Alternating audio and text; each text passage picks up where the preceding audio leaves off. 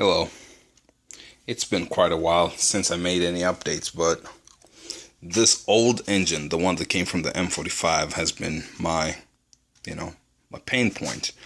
So I finally managed to remove the heads, both of them. Right, this is the right bank, bank 2, and this is the left bank, bank 1. And well, I removed the front timing cover among other things. And here's the oil pan. That's how you get in there. I've been noticing I caught one big problem. One, this right here. This is a piston. Well, part of a piston, right? They're not supposed to look like this. It's supposed to, one, be a full circle like that. And then there's a wristband that goes through here. Remember, call that out in one of my earlier videos. Well, there it is. This thing was jammed. It was pulled down, if you can see that, and it jammed in there. I tried my best to try to dislodge it. I've hammered at it. Well, really, it's just been pounding. Just try to get it there, but when things are spinning at, say, 4,000 RPM, man, there's a lot of force going on. There's a lot of momentum. So that thing is in there pretty nicely. And then this right here, the other one, this bolt over here, well, the nut that you see that's been kind of bent, that goes to cylinder 2. So I don't really know. Where is it? Focus. There you go. See number 2? That's right.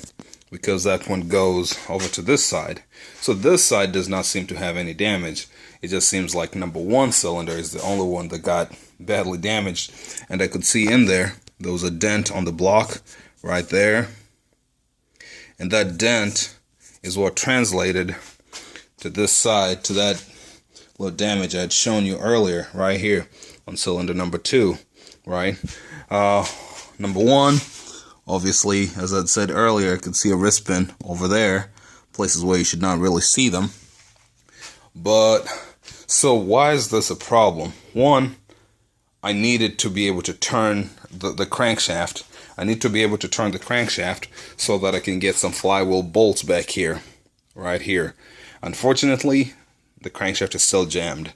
And I'm going to need to get creative and lift the whole drivetrain or whatever, this assembly up, and somehow go underneath there and remove the oil pan. And when I remove the oil pan, I'm going to start doing my best to access the bolts on the big end of all these other pistons, right? Remove all the other pistons. And, well, this one's going to be hard to remove. I can already tell because, well, one part of it is jammed here. Maybe my angle grinder is going to make things a little easier. I don't know. Maybe I'm going to need to cut the broken parts off number 1. I really have no idea. But I foresee a problem in that even after I've removed all the pistons and the big ends, then what? How do I remove this one right here? I still need to be able to turn it. Or rather, my preference is to be able to turn it. It's not the worst thing in the world if I cannot turn it, but I really, really prefer to be able to turn my crankshaft.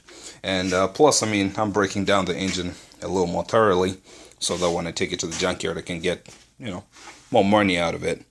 Yeah, so we'll see. We'll see how it all shakes out, but this is one of my latest updates. I hope to make significant steps in the project in the few coming days, because I've got bigger projects coming in. So anyway, that's the update for today. Hopefully we'll be able to talk about more positive outcomes in the next updates. All right, goodbye.